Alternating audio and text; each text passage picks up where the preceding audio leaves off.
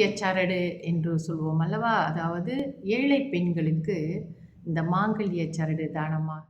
மற்றபடி நீச்சம் பெற்றால் தரித்திரம், ஆத்ம பலம் குறைவு, அறிவு மங்கு.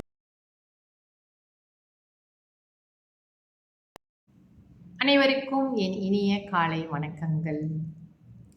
மாங்கல்ய சரடு என்று சொல்வோம் அல்லவா? அதாவது ஏழை பெண்களுக்கு இந்த மாங்கல்ய சரடு தானமாக நாம் கொடுத்தோம் என்றால், அதற்கான செலவினங்களை நம்ம ஏற்று ஒரு திருமணத்தை நடத்தி வைத்தோம் என்றால், அதை செய்பவர்களுடைய குடும்பத்திலே பெண்கள் தீர்க்க சுமங்கலியாக வாழ்வார்கள் என்ற ஒரு நம்பிக்கை இருக்கிறது. தொடர்ந்து இன்றைய பஞ்சாங்கம் பார்ப்போம். இன்றைய தேதி 1ஆம் தேதி 6ஆம் மாதம் 2026 திங்கட்கிழமை, தமிழ் மாதம் வைகாசி. இன்றைய சூரிய உதயம் 7:02க்கு, சூரிய அஸ்தமனம் 7:20க்கு. இன்றைய திதி தேய்பிறை பிரதமை திதி முடியும் நேரம் இன்று இரவு 7:07க்கு. அதன் பிறகு துவிதியை ஆரம்பமாகும். நட்சத்திரம் கேட்டை நட்சத்திரம் முடியும் நேரம் இன்று இரவு 9:38க்கு. அதன் பிறகு மூல நட்சத்திரம் ஆரம்பமாகும். இன்றைய யோகம் சித்த யோகம். நல்ல நேரம் காலை 7:02 8:03 வரை. அதன் பிறகு மத்தியான வேளையில் 1:11 இருந்து 2:43 வரை. மாலை வேளையில் 4:15 5:17 வரை. ராகு கால நேரம் காலை 8:34 10:06 வரை. யமகண்ட நேரம் காலை 11:38 மதியம் 1:11 வரை. கூலிகன் மதியம் 2:43 4:15 வரை. சந்திராஸ்தம ராசி மேஷ ராசி அன்பர்களுக்கு இன்று சந்திராஸ்தமம் 9:38க்கு முடிவடைந்து, அதே வேளையில் ரிஷபராசி அன்பர்களுக்கு சந்திராஸ்தமம் ஆரம்பமாகும். இன்றைய ராசி பலன் பார்ப்போம். மேஷ ராசிக்கு நன்மை, ரிஷப ராசிக்கு தாமதம், மிதுன ராசிக்கு நிறைவு, கடக ராசிக்கு குழப்பம், சிம்ம ராசிக்கு பக்தி, கன்னி ராசிக்கு பேராசை, துலாம் ராசிக்கு நிம்மதி, விருச்சக ராசிக்கு வெற்றி, தனுசு ராசிக்கு நலம், மகர ராசிக்கு ஆர்வம், கும்ப ராசிக்கு பொறுமை, மீன ராசிக்கு ஓய்வு. இன்றைய சுப ஓரைகள் பார்ப்போம். சந்திர ஓரை காலை 7:02 8:03 வரை. குரு ஓரை காலை 9:05 10:06 வரை. சுக்கிர ஓரை மதியம் 12:09 1:11 வரை. புதன் ஓரை மதியம் 1:11 2:12 வரை. சந்திர ஓரை மதியம் 2:12 3:14 வரை. குரு ஓரை மாலை 4:15 5:17 வரை.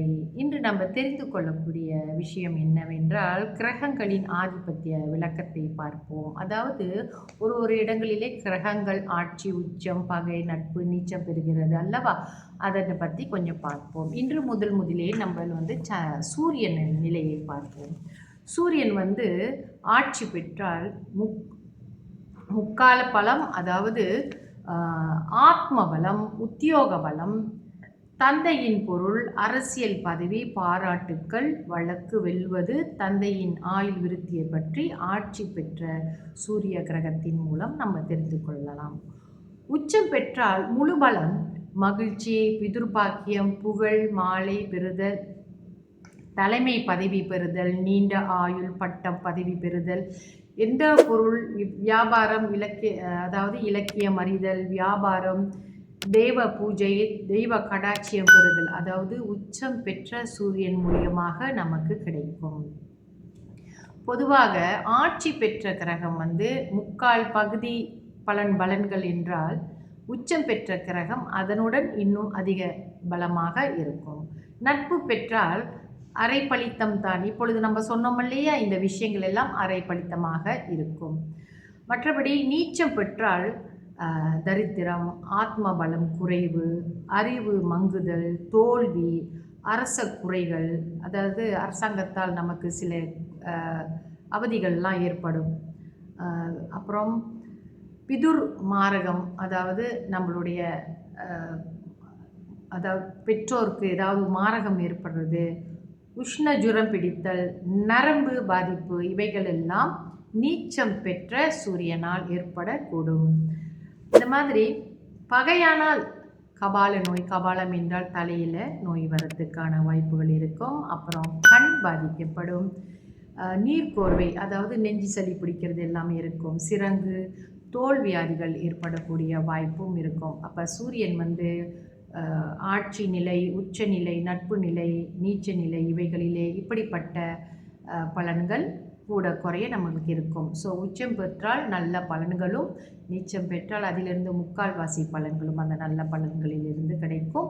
அதேபோல் பகை பெற்றால் அது மிக குறைவான பலன்களும், நீச்சம் பெற்றால் அறவே சூரியனுடைய நல்ல பலன்கள் நமக்கு கிடைக்காமல் போகும். தொடர்ந்து என்னுடைய இந்த பஞ்சாங்க வீடியோவில் இணைந்திருங்கள். நன்றி, வணக்கம்.